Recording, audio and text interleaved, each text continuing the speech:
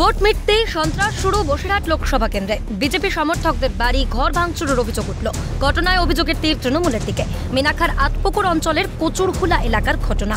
অভিযোগ, মঙ্গলবার ভোটের ফল প্রকাশের পর শুরু হয় ভাঙচুর। 10 থেকে 12টি গাড়ি, বাইক ভাঙচুর করা হয়েছে। ভাঙা হয়েছে টিভি, ফ্রিজও।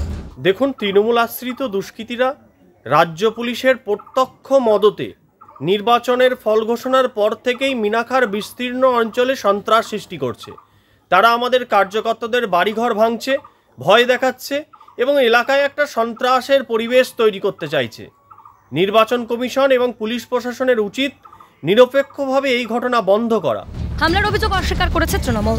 এটা একদম বিরোধী দলের একটা ষড়যন্ত্র। কারণ আপনারা সবাই দেখেছেন, তৃণমূল কংগ্রেস একটা বিপুল ম্যান্ডেট নিয়ে মানুষের রায়ে এবং গণতান্ত্রিক পদ্ধতিতে ক্ষমতায় এসছে। একদিকে সন্দেশখালী ষড়যন্ত্র এবং কেন্দ্রীয় সরকার যেভাবে, কেন্দ্রের বিজেপি দল যেভাবে টাকা দিয়ে এলাকার ভোট কিনতে চেয়েছিল, সে একটা বিপুল অঙ্কের টাকা বিজেপিরা পেয়েছিল এবং সেই টাকা নিয়ে নিজেদের মধ্যে একটা গণ্ডগোল ওরা সৃষ্টি করেছে এবং সেই টাকার ভাগাভাগি নিয়ে আটপুকুরে নিজেরা গণ্ডগোল করে ঘর বাড়ি ভাঙচুর ইত্যাদি এই সমস্ত অপকর্মগুলো করেছে। এতদিন বঙ্গে ছিল ভোটের লড়াই। ফল প্রকাশের পরে সে অধ্যায় অতীত। হামলার অভিযোগকে কেন্দ্র করে শুরু রাজনৈতিক চর্চা। পঙ্কজ বিশ্বাসের রিপোর্ট, ক্যালকাটা নিউজ।